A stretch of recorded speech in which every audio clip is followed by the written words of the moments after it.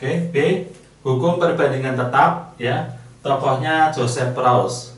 Menurut beliau, perbandingan massa unsur-unsur penyusun suatu senyawa adalah tetap, ya. Nah, di sini ya, menurut saya kuncinya ini apa? Mengikuti perbandingan. Kita langsung aplikasi soal ya.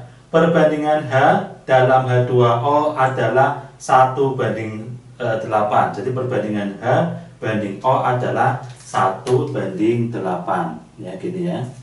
Kemudian apa? Misalnya ada atom H sama O menjadi H2O. Apakah nanti menjadi H2O semua atau ada sisa?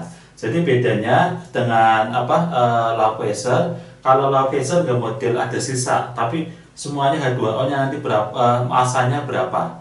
Nah di sini ya menurut Proust ini dia lebih detail lagi ya. Jadi ternyata mungkin ada yang menjadi H2O berapa gram, mungkin ada yang sisa berapa gram. Nah jadi di sini sebenarnya bedanya tambahannya ada di sini ya. Mungkin ada yang nggak bereaksi, ada sisa.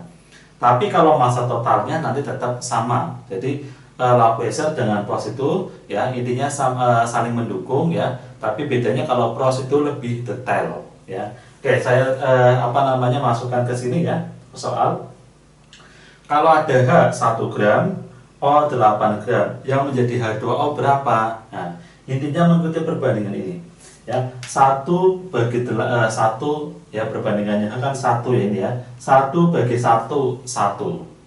8 bagi 8 1. Berarti perbandingannya 1:1 ya. Karena perbandingannya sama, berarti semuanya bereaksi semua membentuk H2O. Berarti H2O-nya ada 9 gram. Nah, di sini ada 9 gram.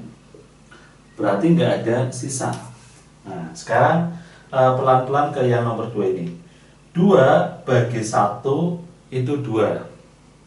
8 bagi 8 1. Berarti perbandingannya terkecilnya di sini 8 bagi 8 1.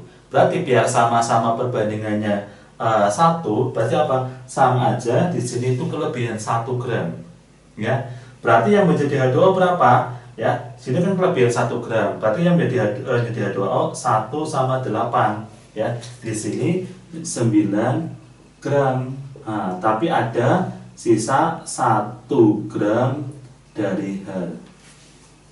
Ya. Nah, kalau kita ke Lavoisier, massa sebelum dan sesudah sama, perhatiin. Ini kalau 2 sama 8 ya totalnya 10. Ya, ini kalau digabung juga 10. Karena kalau Lavoisier nggak sampai detail ini yang sisa berapa. Dia hanya menimbang sebelumnya ini 10, berarti sesudahnya juga tetap 10 ya. Jadi bedanya di situ. Kemudian kalau ini ya 2 gram sama 17 gram, jadi H2O berapa? Berarti 2 bagi 1 itu 2 ya. 17 bagi 8 2, berarti yang terkecil ini ya. Jadi 2 bagi 1 berarti 2 ya, harusnya ini sama aja 2 kalinya, berarti 16 ya. Berarti kalau ini 17 ya, berarti ada sisa di sini 1 gram. Nah, totalnya berapa? Berarti sini 16 sama 2 berarti 18. Nah, sininya 18 gram ya. 18 gram. Nah, sini sisa 1 gram O.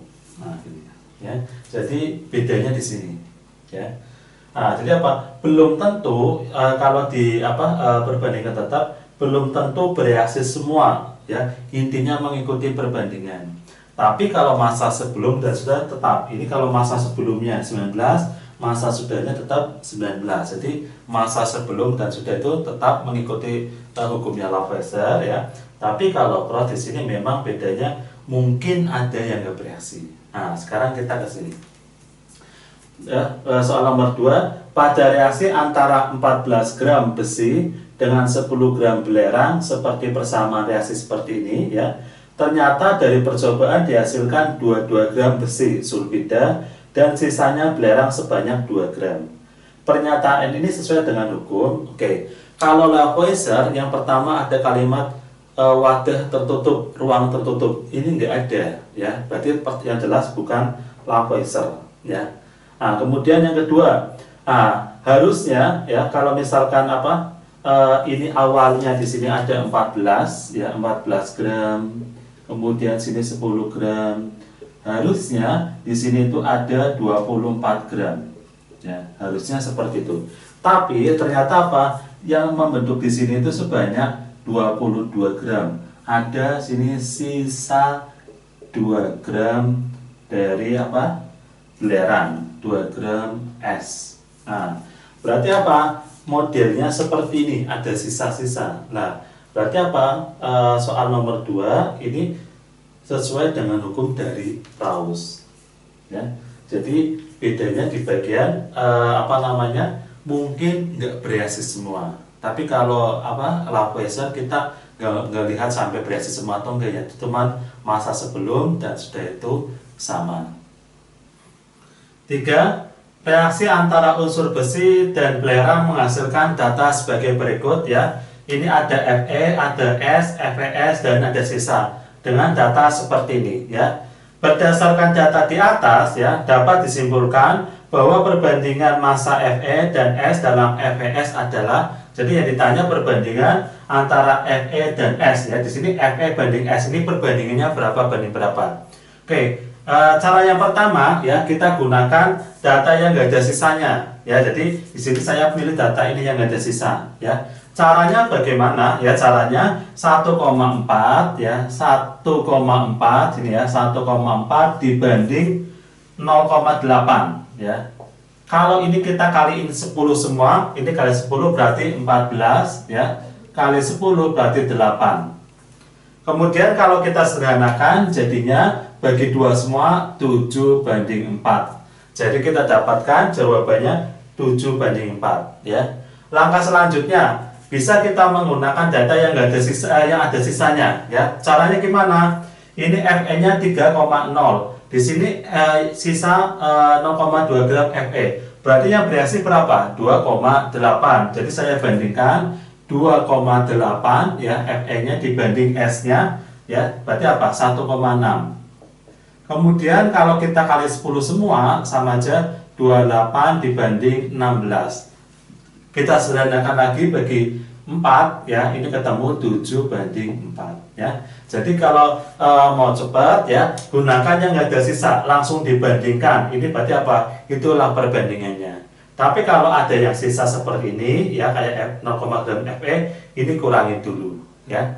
Oke, sekarang nomor 4 ya, ini jawabannya yang C ya. Sekarang nomor 4. Perhatikan tabel berikut ini ya. Ini ada PB, ada S, ada PBS ya, dengan data seperti ini. Jika massa PB yang digunakan sebanyak 25 gram ya, maka S yang diperlukan sebanyak, ditanya kalau datanya ditambahin, misalkan ini 25 gram ya, ini 25 gram ya. Nanti S-nya berapa gram? Nah, yang ditanya di S-nya. Nah, cara yang pertama apa? Cari yang jumlahnya sama ya. Jadi kalau ini kan, ini tambah ini jumlahnya 2,2 ya. Jadi pas langsung.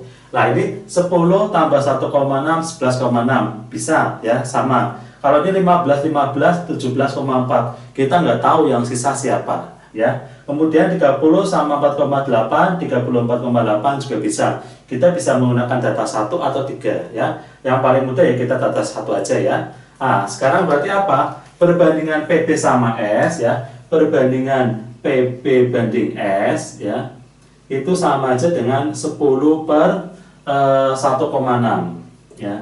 Nah, ini perbandingannya ini ya. Sekarang kalau yang digunakan ya, PB-nya 25 ya. Nanti S-nya berapa? Berarti S-nya saya misalkan di sini X ya. Nah, berarti apa? Kali silang ya, kali silang. Berarti 10x ya, sini 10x ya sama dengan 25 kali 1,6 sama aja 40. Ya, kita dapatkan nilai x-nya adalah 4 gram. Jadi jawabannya adalah yang C. Ya, gitu ya. Jadi kita harus menggunakan data yang jumlahnya pas ya, jangan yang seperti nomor 2 karena apa? Kita nggak tahu sisanya siapa.